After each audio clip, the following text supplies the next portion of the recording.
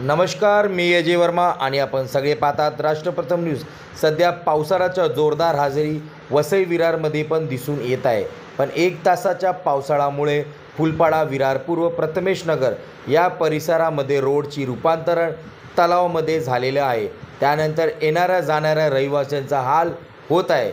या सर्व गोष्टीचे कारणीभूत म्हणून वसई विरारची भोंगळ कारभार करणारी महानगरपालिका आहे। दुसरा दिवस पावसाळ्याचा आहे।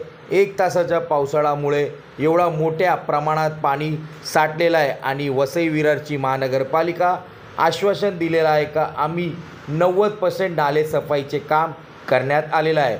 पण फुलपाडा, प्रथमेश नगरमध्ये जे नवीन ब्रिज बांधण्यात आलेलं आहे त्यानंतर पावसाळ्याच्या पाणी एक ठिकाणी जमा होत आहे, तो आहे प्रथमेश नगर।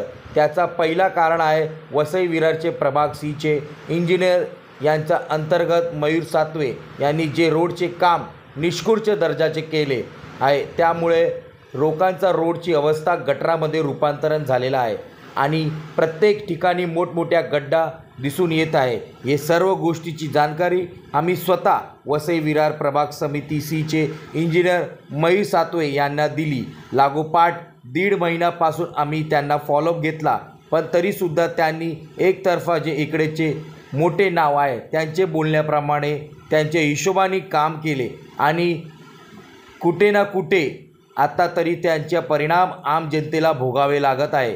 सध्याची परिस्थिती अशी आहे, फक्त 1 तासाच्या पावसाळ्यामध्ये एवढा मोठ्या प्रमाणात पाणी साठलेलं आहे।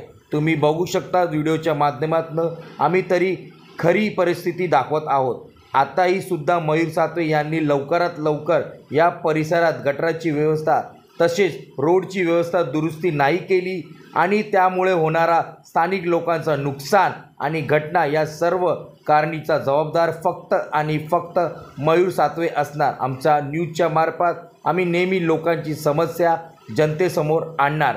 नमस्कार, राष्ट्रप्रथम न्यूज, ब्युरो रिपोर्ट, विरार।